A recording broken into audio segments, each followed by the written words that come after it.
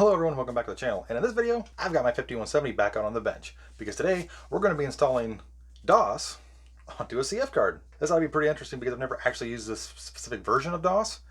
We'll just see how things go. So let's get started.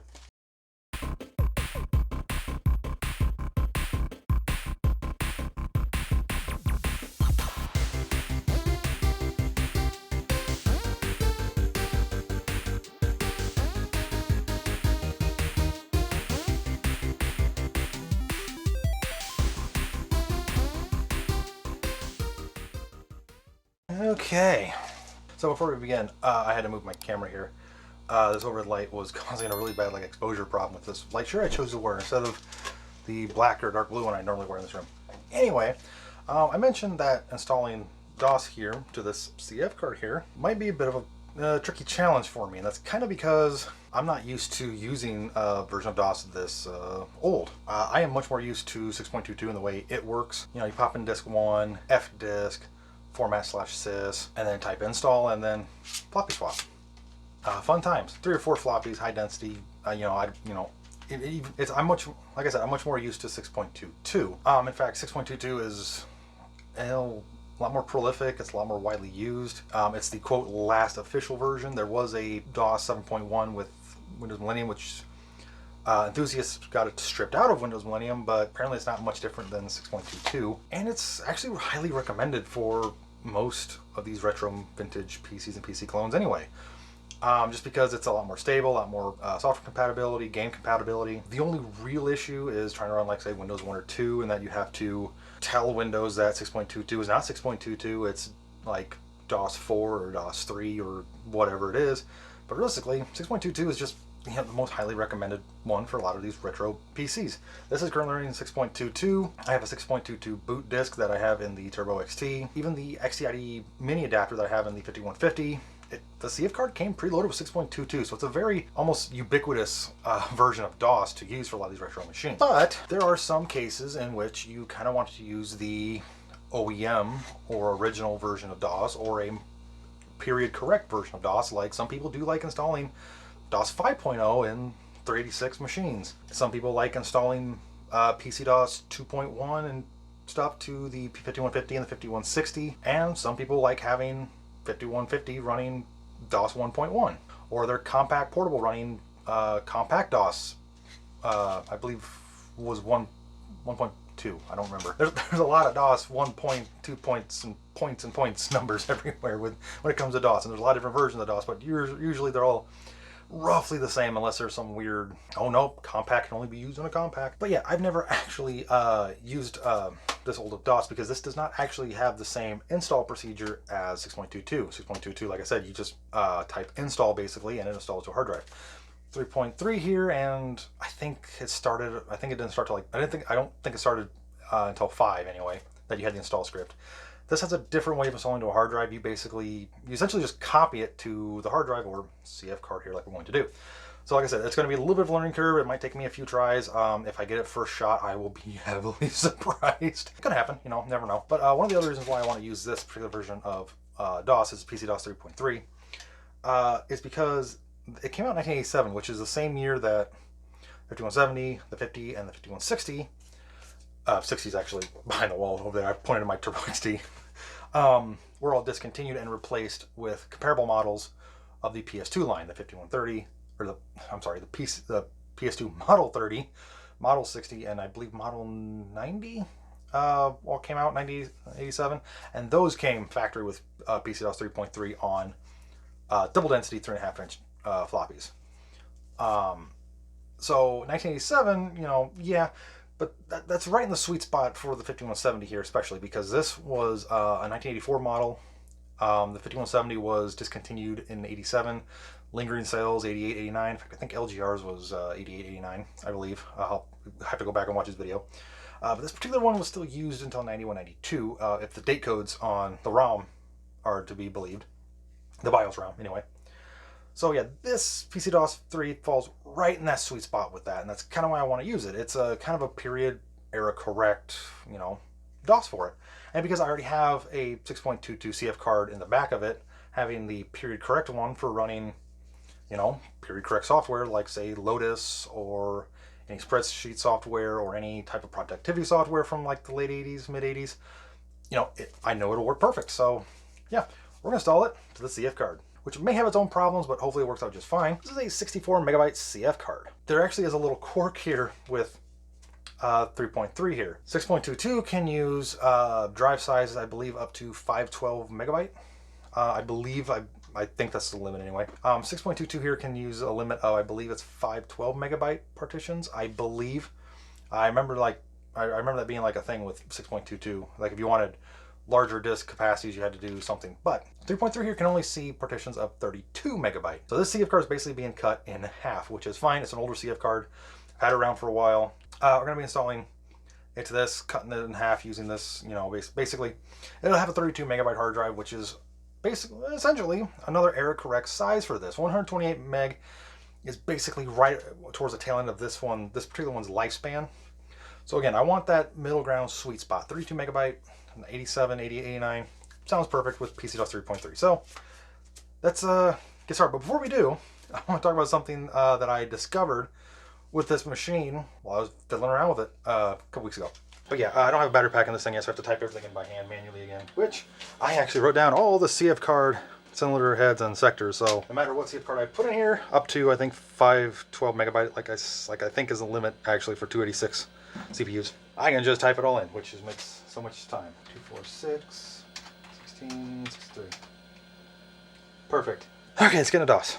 You may be wondering what I'm doing showing you this again, because obviously it still works from the last video when I installed this 3.5 inch drive. Well, this 3.5 inch drive threw me for a little bit of a loop. As you remember in that last video, which I'll show a clip of it here in a second, this one finally let it boot. Okay, so this is the one that I just showed earlier. And this one is another one that's in another adapter, but I don't remember what it came from. But it at least didn't spit out any errors. So, will this one read something? Oh, that is so annoying. Yeah, I'm not kidding by this. I've tried all of these floppy drives and they're all giving weird random issues. They wouldn't read. Will it read 720K? It should. I mean, they're kind of compatible. What? It does. I just wrote that.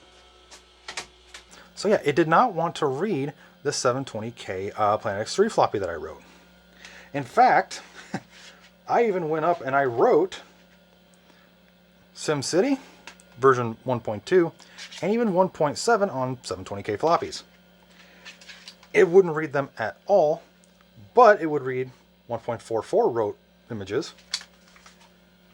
And it actually read a actual 720K floppy from Lotus 123. I was trying to figure out what the heck was going on. So I went and I popped these back into my 486, and they didn't read. None of them read, which is weird because they read when I first wrote them. So I was trying to figure out what the heck was going on, and then it dawned on me how stupid I was. So I'm kind of an idiot with this. These are high density floppies, which means if you want to write them as 720K, you have to go in and type in format a dash 720K. So that formats a high density as double density. But you want to know what you also have to do? You have to cover the flipping hole. So watch this.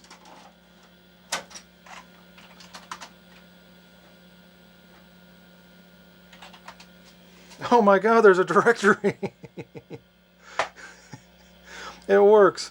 Oh, this is actually pretty awesome. I didn't think this was actually going to didn't think it was going to work, but now this reads 720K and 1.44 megabyte floppies. Not that's going to help me today because the floppies I'm using for DOS 3.3 is 5.25, but still, it's still actually pretty cool. All right, so onto the CF card. Okay, and here's the one I normally use for this all the time. And on the back, I wrote down 5170, DOS 6.22, and I even wrote down the CHS numbers, 246, 1663. So no matter what, I can't forget it. All right, so we're going to take my 64 megabyte hard drive, pop it in the back here. Oh, come on. All right, let this all boot up. All right, and it says missing operating system because there's nothing on that CF card. So we need to do this. I have a 64 megabyte, and yes, it can only use 32 megabyte partitions, but the drive size is 64 megabytes. So we need to go to 120. And it drops it down to a 59 megabyte hard drive, basically user-defined Type 49. All right. Okay, I got it figured out now. I know what's going on. For some reason, this boot disk I made is trying to run high mem, and it's locking it up. So if I bypass all that, yes, okay. Now let's go to the B drive, which should be the IBM one. Let's check. Yes, it is. All right, so do step by step first. Disk /mbr. Okay, so we want to create a DOS partition, create primary, make the maximum size, which will be 32 meg, which means it'll be cut in half. Insert .disk into drive A. I can't, because it's expecting the computer to have two 5 1/4 drives, not one being 3 1/2. So it'll boot back into 6.22, and I'll just go back over into B. I don't think that's going to mess me up, but we'll see. If it does, then well, I'll have to get creative. I wonder if I can go into the floppies config.sys and stuff and disable high mem. Because if that's going to cause problems in machines like this and have it basically lock up trying to do high mem, then I don't want it. Bypass. Bypass. Thank you. Alright, so back to B. And then we should be able to format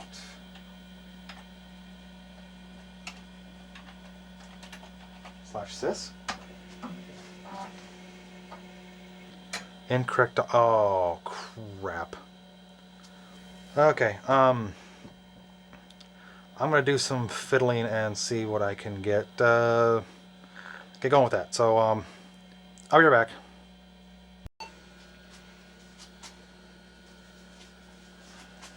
Okay, let's see if this works. So I had to do some finagling. I had to basically swap the floppy drives around in the BIOS. It gave me a fit because, you know, stuff, but yes! Check it out.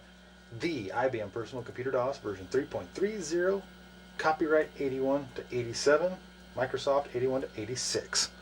Yes! And check it out. I have a full thing of DOS. I don't know why it says volume and drive C is B. Again, I was doing some stuff, but hey, I have PC-DOS 3.3 on an IBM. Yeah, this is awesome. Okay, I'm going to take this CF card upstairs and put a couple games on because I want to try and make sure that everything's working. Sound card, RAM, everything. So, be right back. Okay, so basically I popped this into my laptop and copy some files off to it and just paste them directly onto this. So it should just work just fine. So let's see if it does.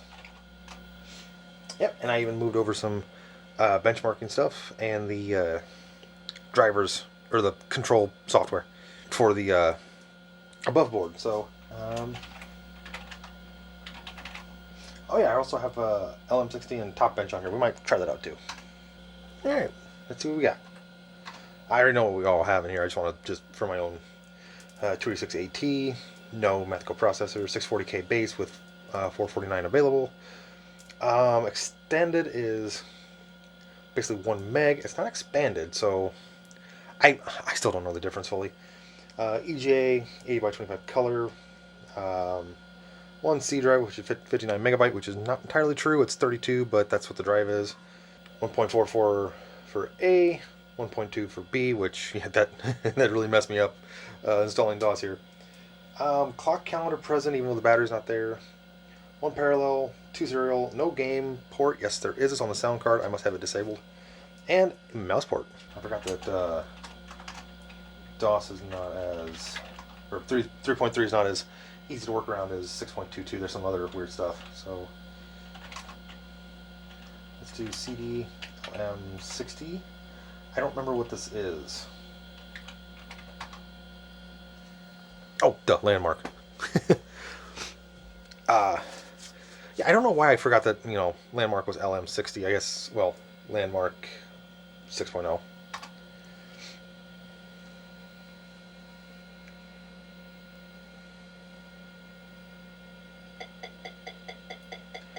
Okay, so CPU clock of 5.999, similar to a 7 megahertz, and it's running at basically 7 megahertz. I don't know what the discrepancy is there, but that ain't too bad. Okay, so now we need to go to CD, C, bench. Yeah, okay, that's how you do it. Let's just see what this thing is similar to.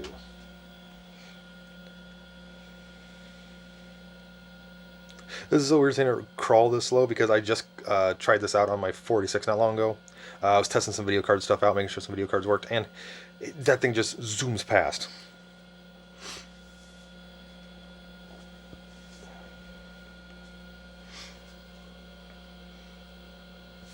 Alright, let's go to benchmarking.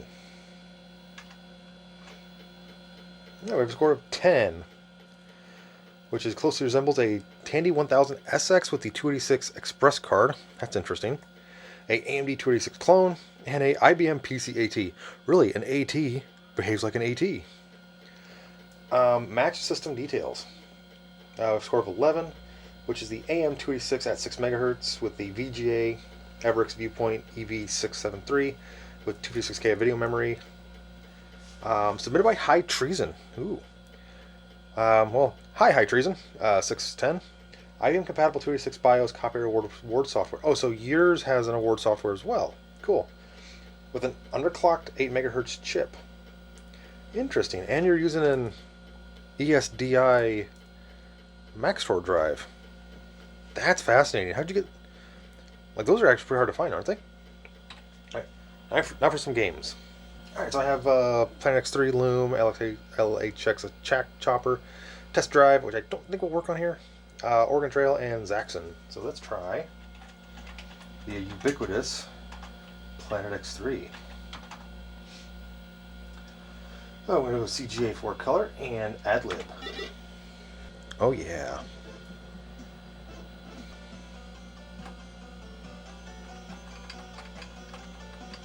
Nope, dead end. Alright, let's try Zaxxon. Okay, so to be fair, I've never actually played this on a computer. I've actually played this usually on like retro consoles. The thing is, last time I tried to play this, I think it was on the Turbo XT. It ran too quick. Oop. Oh god. Am I over? Yeah. Oh. Okay. Alright, so now I'm going to try to install a game. I could have just copied this over, but I want to do this correctly. I have SimCity 1.2, or 1.02 and 1.07. I think I might go with 1.02 on this machine. Just I don't know what the difference is fully, but it's the older original version, so let's see what it does. Alright, let's just install. Install from drive A. Yes. Install to drive C. Directory. Oops, we're going to go with oops.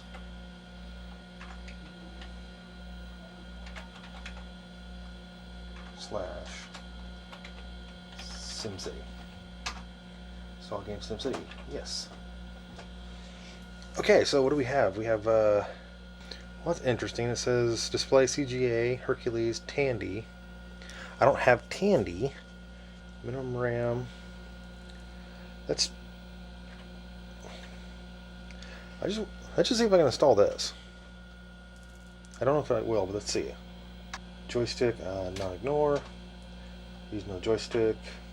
And if I screw this up, I can just pop from my computer, delete this, and start over. So, sound. IBM, Tandy Digital, or Kovacs. I don't have either. Let's go IBM. Okay, so now that's all. Let's go to C. Oops.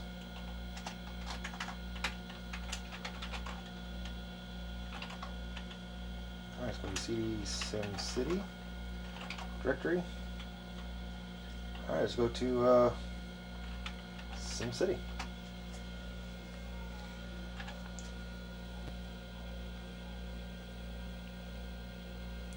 Oh, yes. Oh, that looks so good. Now terraforming. Yeah, it's chunky, but I'm getting all my 16 colors.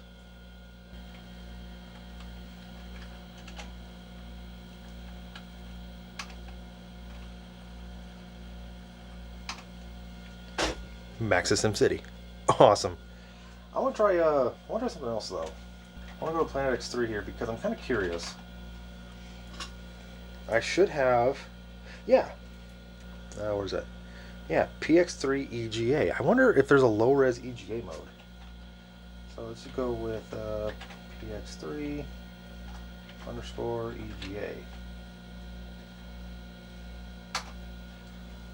It might work, okay. Whoa. That's not EGA, I don't think. And that's not 16 colors. That's like that almost like VGA or Tandy, but that monitor can't support this.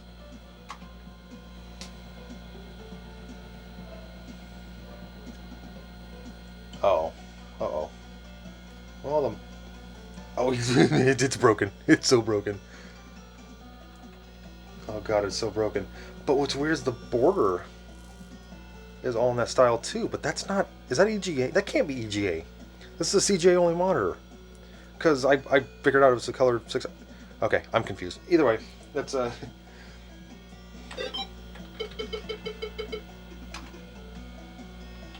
that's so slow to redraw. But yeah, this monitor should not be able to do this. I don't know... Because, yeah, look at the... I can see each individual pixel. And, yeah, it's... There's no... That can't be... I don't know. We're just going to exit.